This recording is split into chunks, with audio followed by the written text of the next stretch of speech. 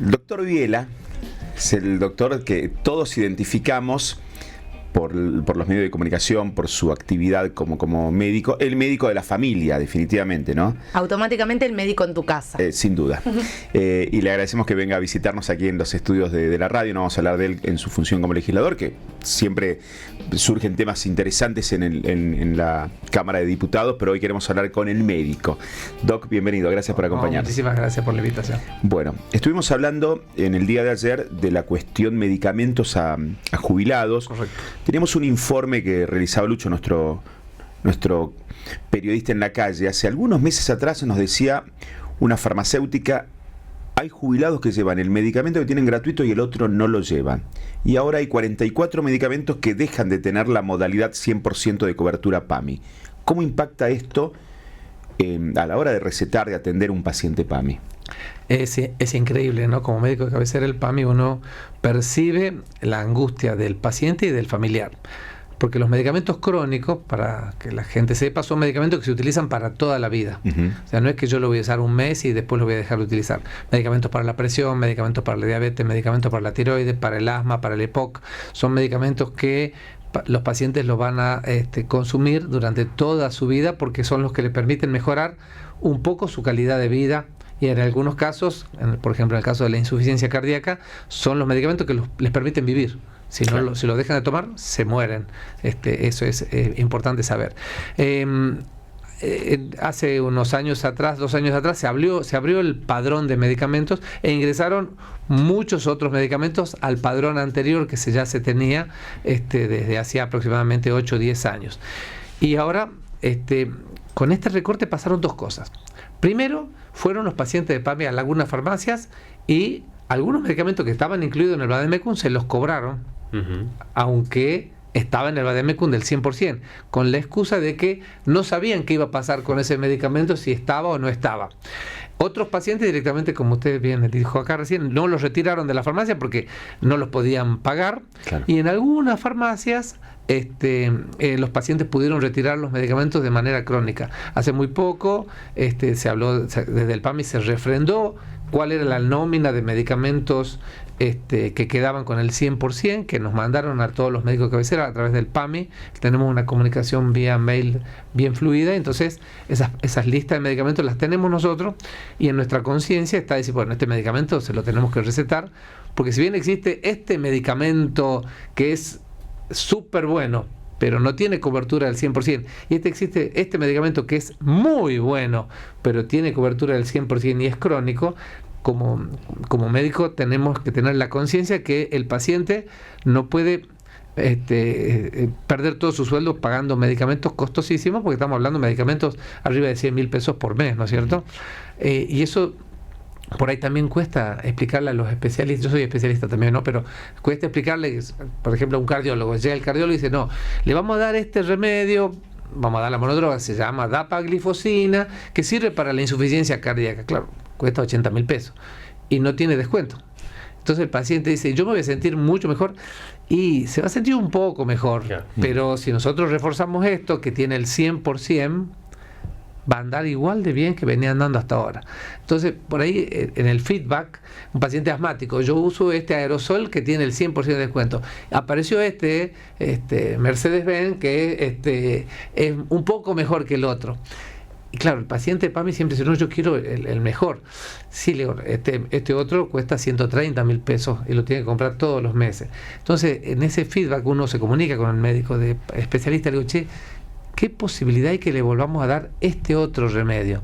Y ahí está, creo yo, parte de la solución para los problemas, ¿no? Y por supuesto, ahora creo que la Cámara de Farmacias ya tiene la nómina de medicamentos, y creo que desde esta semana, porque el viernes mandaron la publicación, medio como que se normalizó, pero la semana anterior fue un caos.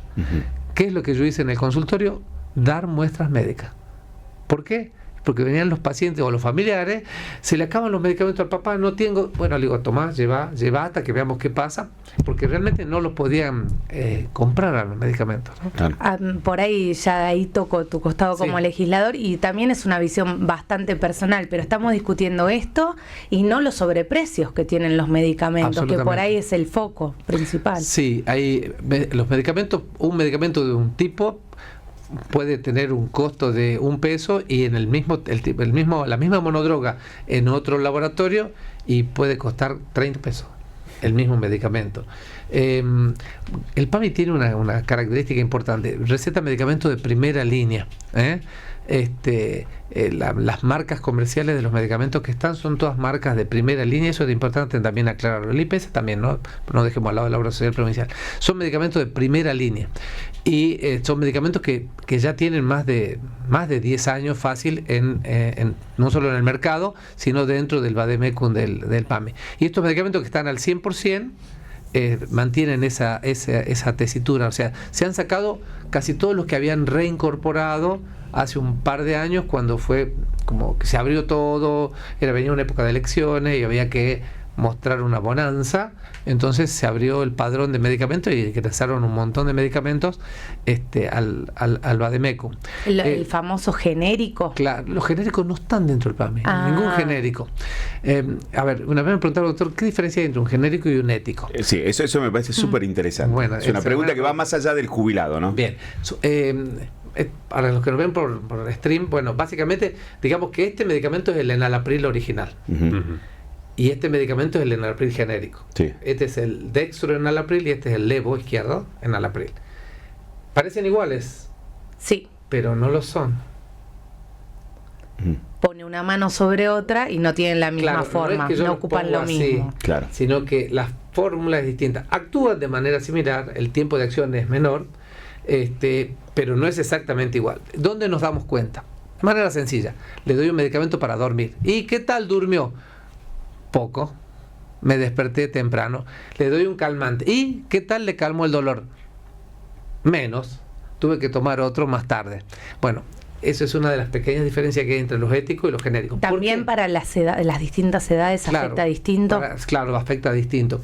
¿Qué es lo que pasa? Los medicamentos genéricos no tienen el control de calidad que tienen los medicamentos éticos, punto 1. Y punto 2, fuera del AMBA, cuando están las empresas que tienen medicamentos genéricos, no tenemos un espectrofotómetro para identificar si es levo enalapril o dextro enalapril, ni qué porcentaje hay de uno y otro.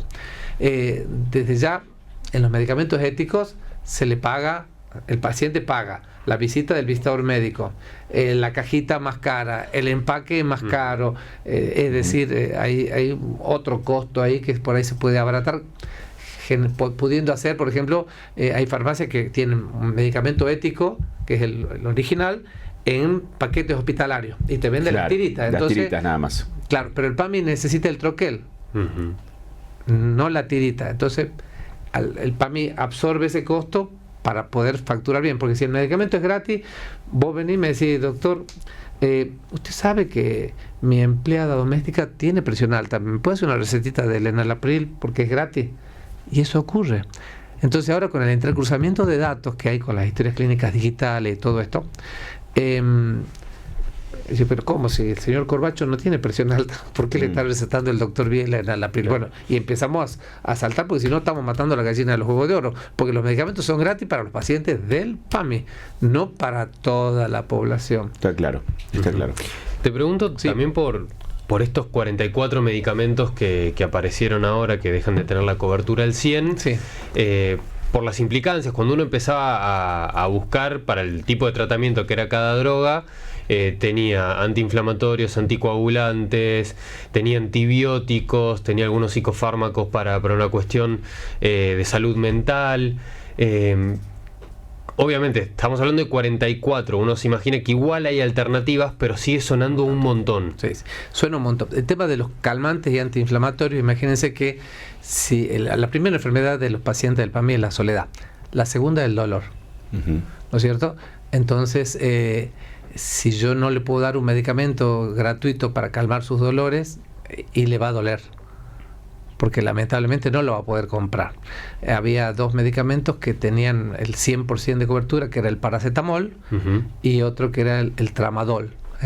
Son 2 medicamentos muy buenos, analgésicos, antiinflamatorios, que tomaban los pacientes. Al sacarlo, y bueno, el paciente dice, bueno, ¿cómo puedo acomodar esto? Porque a mí me duele y yo no puedo ir al súper con dolor, no puedo cocinar con dolor, no puedo lavar con dolor, no puedo alzar a mis nietos con dolor, porque lo limita como persona. Y eso es un punto que eso hay que reverlo sin lugar a dudas. Punto 2. Los medicamentos para los pacientes, me dijiste, antibióticos. Sí. Habían ingresado un montón de antibióticos. Básicamente, el PAMI ha mantenido algunos que son antibióticos que cumplen funciones de amplio espectro. No quiere decir que sean mejores que los otros, pero son de amplio espectro. O sea, hay uno de los medicamentos, amoxicilina clavulánico, cubre infección respiratoria alta, infección respiratoria baja, infección intestinal, infección ginecológica, es decir, cumple varias. ¿Es el famoso dúo? Sí, el dúo. Después existen las quinolonas, que son las oxacinas, ¿no es cierto? Cipro, norfloxacina. Esos son medicamentos específicamente para infecciones urinarias, que eso todavía mantiene. Pero había otros medicamentos que habían ingresado, que no es que sean más caros, ojo, ¿no? No es que sean más caros, pero tenían un perfil terapéutico más acotado, y esos fueron retirados. Por ejemplo, otros medicamentos, los psicotrópicos.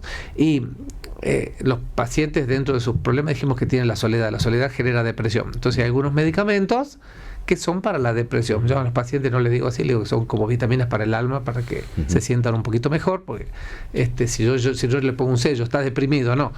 Yo tengo una vitamina para el alma, para levantarte el espíritu. Entonces, a estos pacientes les dábamos este medicamento de manera crónica y lo tomaban, y el día iba a estar nublado, pero el día iba a ver más lindo al día nublado, ¿no es cierto? Claro. O sea, lo veían de otra manera. Si yo retiro este medicamento, lo va a ver nublado. O sea que además del dolor, además de la soledad, la angustia, entonces son 3 patologías muy comunes que no las voy a estar cubriendo con los medicamentos. La esperanza nuestra es que existe la Asociación de Médicos de Cabecera, se llama APAMI, es una asociación nacional. Esta asociación nacional, de esto que estoy hablando ahora, lo hablamos nosotros puertas adentro, y tenemos nuestros referentes en Buenos Aires, que son los delegados. La idea es que, bueno, ellos veamos qué pasa, es el pensamiento del PAMI central, veamos qué pasa con estos medicamentos nuevos. Nosotros estamos haciendo un relevamiento que lo vamos a presentar al PAMI para decir, miren lo que pasa. Y un paciente con más angustia, más depresión, iba a terminar más tiempo internado. El costo va a ser distinto, claro. La mortalidad va a ser distinta. Entonces, bueno, eso es lo que estamos evaluando ahora nosotros desde APAMIA, que es la Asociación de Médicos de Cabecera de la República Argentina. Aprovecho, te hago la última sabemos que tenés actividad en un rato. En este comentario que nos llamó mucho la atención, nos pareció impactante hace un tiempo, cuando estoy diciendo hace un par de meses que Lucho logra el testimonio de una farmacéutica, se llevan algunos medicamentos. ¿Qué pasa cuando no cumplimos? Y esto ya es general. Sí. Cuando no cumplimos con los tratamientos en tiempo y forma, tomamos 2 días, nos sentimos mejor, ya dejamos de tomar. Pero en el caso de los adultos mayores, cuando toman uno de los 2 medicamentos que le diste porque no llegan a comprar el otro, ¿cómo impacta eso? Impacta de manera directa. ¿En qué manera? Y yo tengo que tomar estos medicamentos que van a los anticoagulantes que hablaste vos recién. ¿Para qué se toman los anticoagulantes? Para evitar que se formen coágulos y se vayan al pulmón y hagan trombosis pulmonar, o se vayan al cerebro y hagan ACV. Si yo saco un anticoagulante, el paciente de bienestar puede hacer un ACV y terminar paralítico para toda la vida, silla de ruedas, pañales. Una persona que hacía una vida normal, disfrutaba la familia, los nietos, salir con los amigos, con los coetarios, ir a los viajes que hace el PAMI a las provincias, porque realmente hacen viajes y todo esto. Y de repente yo le corté un medicamento y le generó una patología. Y bueno, yo antes no tenía depresión, no tenía angustia, podía salir, me sentía mejor. Y salir también era una vitamina media para el alma, pero ahora no tengo ganas de hacer nada. Te llaman para hacer un viaje y no lo quiero hacer, y esto hace que yo me aísle más y que pierda mi capacidad de relación, porque uno, ¿por qué lo medica al paciente? Para curarlo, no, para que se sienta mejor. O sea, porque ¿qué es estar sano? Estar sano es sentirse bien, es poder ir a trabajar, poder disfrutar un amigo, poder ir a un cine, poder ir a ver a la familia un domingo, disfrutar. Eso es estar sano, estar vivo, ¿no es cierto? Al retirar estos medicamentos, como que estamos cerrando muchas puertas que nuestros adultos mayores necesitan para poder realizar una vida dentro de todo honorable, honrosa, digna, ¿no? ¿Y qué pasa cuando los jóvenes, todos, decidimos automedicarnos o cortar un tratamiento? Bueno, el cortar un tratamiento no es muy bueno. Por ejemplo, hace poquito se publicó que la ciprofloxacina y la norfloxacina, que son las para la infección urinaria, ya las infecciones urinarias en Salta son resistentes en un 85%. ¿Qué quiere decir esto? Que antes iban a la farmacia y decían, me arde para hacer pis. Bueno, tomate esto. Entonces le daban un blister. El blister hay que tomarlo completo. Pero ¿qué pasaba? Tomaban 3 pastillas y decían, ya no me duele más, qué maravilla. No me arde, no me pica nada, no tomo más. Los hijos de los gérmenes que quedaban dentro de la vejiga se hicieron resistentes a la quinolona. Y así pasa con todos los otros medicamentos. Si yo no tomo el tiempo necesario, el germen que queda dentro de mi cuerpo, que yo lo puedo asimilar y destruir con mis glóbulos blancos, pero ya modifica su genética y se hace resistente. Y eso genera las bacterias multiresistentes, también conocidas como bacterias asesinas, ¿no? Claro. Bueno. Vas a tener que volver porque nos quedaron muchas preguntas. Un montón de preguntas. Bernardo Viguela, gracias por la visita. No, por favor, gracias a usted. Un placer charlar con él. Después charlamos de un montón de otros temas médicos, legislativos, de todo. Tenemos de todo para charlar. Gracias por visitarnos. Un placer. 8:35 de la mañana de CNN Salta en la 94.7. Saludos a la gente de Metro Noticias en Orán, que enviaban también consultas para el doctor, a la gente de Tartagal Comunicaciones y de Salta Cable Color. Esto es la mañana de CNN Salta. En CNN Salta llegamos a más. Más radio.